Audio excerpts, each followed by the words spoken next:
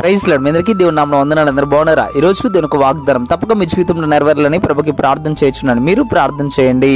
నీవు కన్నీళ్లు విడిచుట చూచితిరి, నీ ప్రార్థన నేను అంగీకరించి ఉన్నాను. యెషయా గ్రంథం 38వ అధ్యాయం 5వ వచనం. ప్రియమైన దేవుని బిడ్డలారా, ఇక్కడ దేవుడు స్పష్టంగా నీతో వాగ్దానం చేస్తున్న మాట ఏమంటున్నాడు దేవుడు అంటే, నీవు కన్నీళ్లు విడిచుట నేను చూశాను అంటున్నాడు. నీ ప్రార్థన నేను అంగీకరించాను దేవుడు చెప్పడం ప్రారంభిస్తూ ఉన్నాడు. ప్రియమైన దేవునికి మరి కుమారుడా, ఈ రోజు నువ్వు ఏ విషయం గురించి కన్నీళ్లు విడుస్తున్నావో నాకు తెలియదు. ఎన్ని దినాలుగా నువ్వు కన్నీళ్లు విడుస్తూ ప్రార్థన చేస్తున్నావో నాకైతే తెలియదు. కానీ నీ దేవుడు నీతో చెప్పడం ప్రారంభిస్తున్న మాట, నీ కన్నీళ్లు నేను చూశాను. మన దేవుడు మన కన్నీళ్లు చూసే దేవుడు, మన బాధలను చూసే దేవుడు, మన ఇబ్బందులను చూసే దేవుడు. ఆయన చెప్పడం ప్రారంభిస్తూ అంటున్నాడు, నీ కన్నీళ్లు విడిచడం నేను చూశాను, నీ బాధల్లో ఉన్నప్పుడు నేను చూశాను, నీ ఇబ్బందులో ఉన్నప్పుడు నేను చూస్తున్నాను, నీ ప్రార్థన నేను అంగీకరిస్తున్నాను చెప్పడం ప్రారంభిస్తూ ఉన్నాడు. నీ ప్రార్థన ఈ రోజు దేవుడు అంగీకరించాడట, తప్పక నీకు జవాబు ఇవ్వడానికి సిద్ధంగా ఉన్నాడు. ఒకసారి ఆలోచించే, నువ్వు ఏ విషయం గురించి ప్రార్థన చేస్తున్నావో, ఎన్ని దినాలుగా ఉపవాసం ఉండి ప్రార్థన చేస్తున్నావో, లేదా ఎన్ని దినాలు నలిగిపోయిన హృదయంతో దేవుని దగ్గర ప్రార్థన చేస్తున్నావో, అందుని బట్టి దేవుడు నీకు ఈ రోజు వాగ్దానం వేస్తున్నాడు. నీ ప్రార్థన అంగీకరించాను, నువ్వు కృంగిపోవద్దు.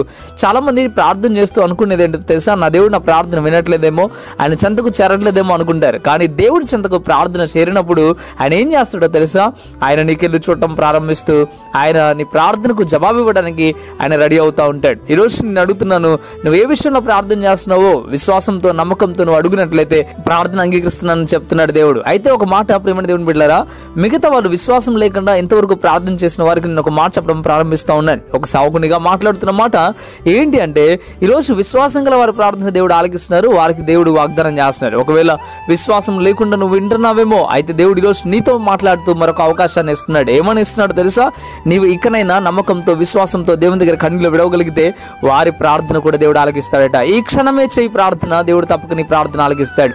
ఒకవేళ ఇంకా అపనమ్మకంతో బ్రతుకుతున్నావేమో, ఈ క్షణమే దేవుడిని నమ్ము, నువ్వు ప్రార్థన చేయి, ఈ క్షణమే నీకు దేవుడు జవాబిస్తాడు. ఒకసారి ఆలోచించాయి, దేవుడు నీతో మాట్లాడుతున్నాడు, తప్పక నిన్ను నువ్వు సరి చేసుకొని ఇంకా దేవుడు లేదు. ప్రేమ దేవుని బిడ్డలారా, ఇంతవరకు కన్నీళ్లు విడుస్తూ ఉపవాసంతో ఎంతగానో నలిగిపోయి ఎంతగానో విశ్వాసంతో నమ్మకంతో బలంగా దేవుని యందు ప్రార్థన చేసిన వారికి దేవుడు చెప్తున్నాడు, ధైర్యంగా ఉండండి, ఈరోజు మీకు జవాబు వస్తూ ఉంది. అలాగే నమ్మని వారికి కూడా ఈరోజు దేవుడు చెప్తున్నాడు, ఈరోజు నమ్మండి, దేవుడు తప్పక మీ పట్ల అద్భుతమైన కార్యం చేస్తాడు. మంచిది, ప్రార్థనలోకి పోయిద్దాం.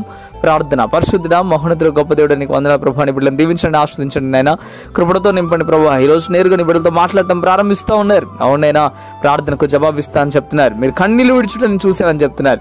అయ్యా, కన్నీళ్లు విడిస్తే చూసే దేవుడు ప్రభువా. ఈరోజు నేను మా కన్నీళ్లు తూర్చేవారు లేరు, అందు నిమిత్తమే నేను నీకు ప్రార్థన చేస్తా ఉన్నాం. అయ్యా, నీకు వేలాది స్తోత్రం నైనా, నీవు మాత్రమే మా కన్నీళ్లు తోడవగలవు. శ్రమల్ని, కష్టాలని, ఇబ్బందులు నైనా విడుదల ఇవ్వగలిగిన దేవుడు నీవు నైనా. అందుకే మీరు చెప్తున్నారు ప్రభువా, నేను అంగీకరిస్తున్నా నీ ప్రార్థన, నీకు జవాబిస్తున్నాను చెప్పడం ప్రారంభిస్తూ ఉన్నారు.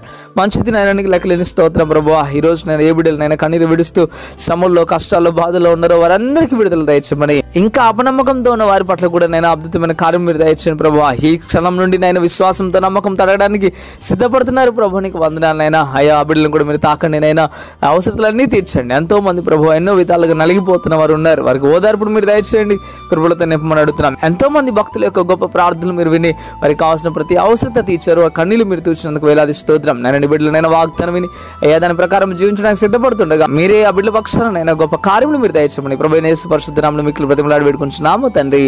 ఆమేన్, ఆమేన్. మంచిది, వాగ్దానం తప్పక మీ జీవితంలో నెరవేరును కాక. Amen, amen. Praise the lord.